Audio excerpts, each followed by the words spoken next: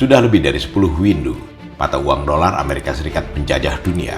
Berbagai transaksi perdagangan antar negara hingga cadangan devisa hampir selalu menggunakan dolar Amerika sebagai acuan utama. Sehingga mata uang negara adidaya ini sering disebut sebagai mata uang dunia atau Global Reserve Currency. Lalu siapa yang menentukan dominasi dolar AS itu? Bukan Amerika Serikat sendiri, melainkan kesepakatan negara-negara di dunia yang tertuang dalam perjanjian Bretton Woods pada tahun 1944. Amerika Serikat memberikan jaminan bahwa dolar miliknya dapat ditukar dengan emas berdasarkan nilai tertentu. Negara-negara lainnya di dunia mempercayai dolar Amerika Serikat sebagai alat transaksi internasional yang dinilai paling stabil. Meskipun standar emas untuk dolar Amerika sudah dihentikan pada tahun 1971, namun mata uang negeri Paman Sam itu sudah terlanjur dominan dan kuat dalam sistem perekonomian dunia. Lama-kelamaan, banyak negara mulai gerah dengan hegemoni dolar AS karena nilai tukar mata uangnya yang berimbas pada pertumbuhan ekonomi negaranya sangat bergantung pada dolar AS. Tidak sedikit negara yang ambruk perekonomiannya lantaran tidak mampu mengimbangi keperkasaan dolar. Indonesia sudah mengalami hal itu pada tahun 1998 akibat nilai tukar rupiah terhadap dolar menurun drastis secara tiba-tiba hingga Indonesia mengalami krisis moneter. Pemerintah Indonesia di bawah kepemimpinan Presiden Prabowo Subianto tidak ingin sejarah kelam itu berulang kembali di tanah air tercinta ini. Maka fundamental ekonomi pun diperkuat, inflasi dikendalikan, investasi asing dibuka seluas-luasnya dengan iklim investasi yang dibangun lebih kondusif, dan pertumbuhan ekonomi didongkrak melalui berbagai stimulus. Hasilnya, Badan Pusat Statistik BPS mengumumkan bahwa pertumbuhan ekonomi Indonesia pada kuartal pertama 2026 mencapai angka 5,61%, melampaui prediksi lembaga-lembaga keuangan asing yang hanya memberikan proyeksi paling tinggi 5%. Pertumbuhan ekonomi yang cukup tinggi itu merupakan hal yang luar biasa, mengingat kondisi geopolitik dan geoekonomi global sedang berada dalam ketidakpastian akibat perang berlarut di Timur Tengah. Angka pertumbuhan sebesar 5,61% pada kuartal pertama 2026 juga menunjukkan adanya kenaikan signifikan jika dibandingkan dengan capaian pada periode yang sama tahun 2025 yang berada di level 5,39%. Selain itu, pemerintah juga terus berusaha menstabilkan nilai tukar rupiah terhadap dolar Amerika Serikat dan mulai melirik mata uang asing lainnya sebagai alat tukar transaksi internasional guna mengurangi ketergantungan terhadap dolar. Salah satunya adalah dengan menerbitkan pandabon di Tiongkok menggunakan mata uang renminbi atau yuan. Pandabon merupakan penamaan bagi obligasi atau surat utang yang diterbitkan negara di luar Tiongkok, tetapi diperjualbelikan di negara tirai bambu tersebut dengan menggunakan mata uang setempat. Untuk menerbitkan pandabon ini, pemerintah Indonesia menunjuk lembaga keuangan Cina, yakni Industrial and Commercial Bank of China, sebagai lembaga yang akan menjual surat utang tersebut kepada para investor asing. Menurut Menteri Keuangan Purbaya Yudi Sadewa, ada dua keuntungan yang dapat diraih pemerintah Indonesia dari penerbitan pandabon dengan menggunakan mata uang renminbi atau yuan Tiongkok. Pertama, mengurangi ketergantungan Indonesia terhadap dolar Amerika Serikat, dan yang kedua, memperluas basis investasi internasional untuk pembiayaan negara.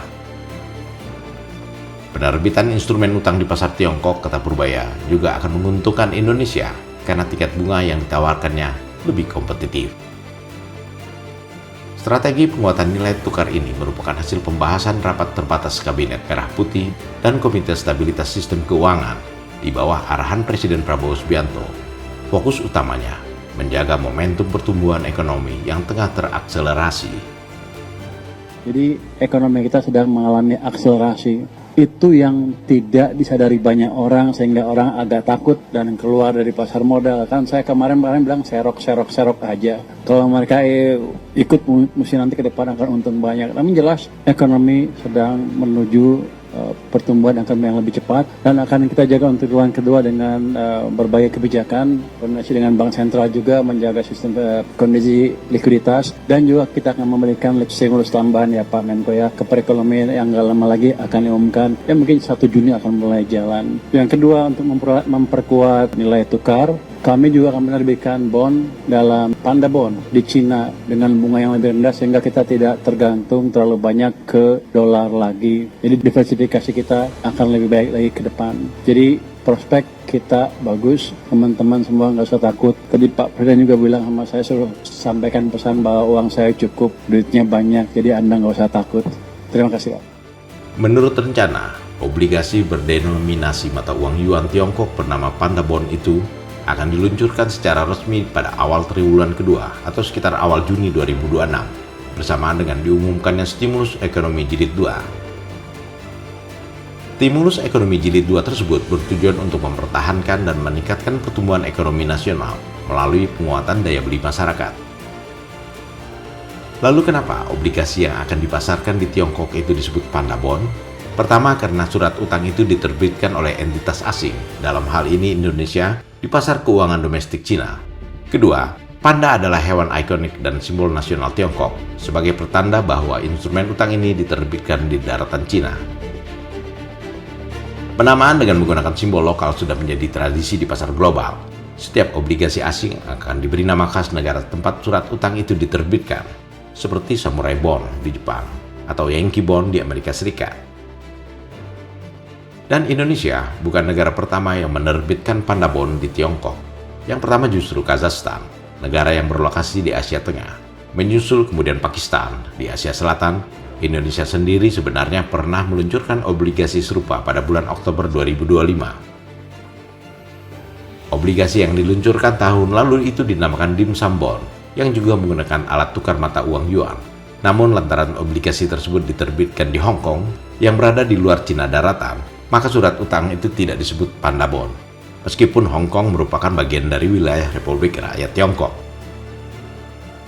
Proses dedolarisasi atau mengurangi ketergantungan terhadap dolar Amerika Serikat yang dilakukan pemerintah Indonesia menambah panjang daftar negara-negara yang mulai meninggalkan dolar secara bertahap. Tiongkok dan Brazil merupakan dua negara pendiri BRICS yang sudah lama ogah menggunakan dolar sebagai alat tukar transaksi perdagangan mereka. Kedua negara itu sepakat menggunakan mata uang mereka sendiri, yakni yuan dan real, untuk transaksi perdagangan bilateral. Negara-negara yang beraliansi kepada Organisasi Kerjasama Ekonomi BRICS seperti Brazil, Rusia, India, Cina, dan Afrika Selatan pun termasuk Indonesia, bahkan sedang mempersiapkan proses penciptaan alat pembayaran baru dan bersiap-siap meninggalkan dolar Amerika Serikat serta euro Eropa sebagai alat tukar perdagangan internasional. India, Malaysia, dan Uni Emirat Arab sudah bersepakat untuk menggunakan mata uang rupiah dan dirham dalam transaksi perdagangan mereka, khususnya yang menyangkut komoditas-komoditas non-migas.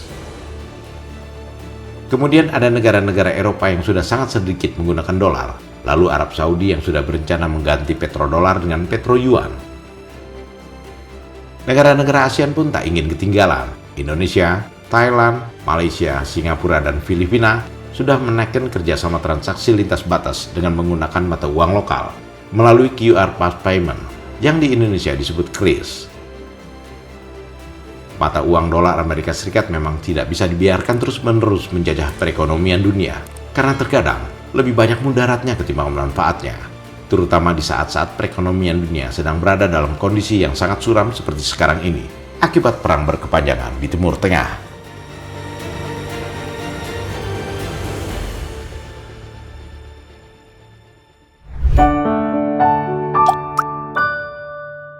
Men of our time.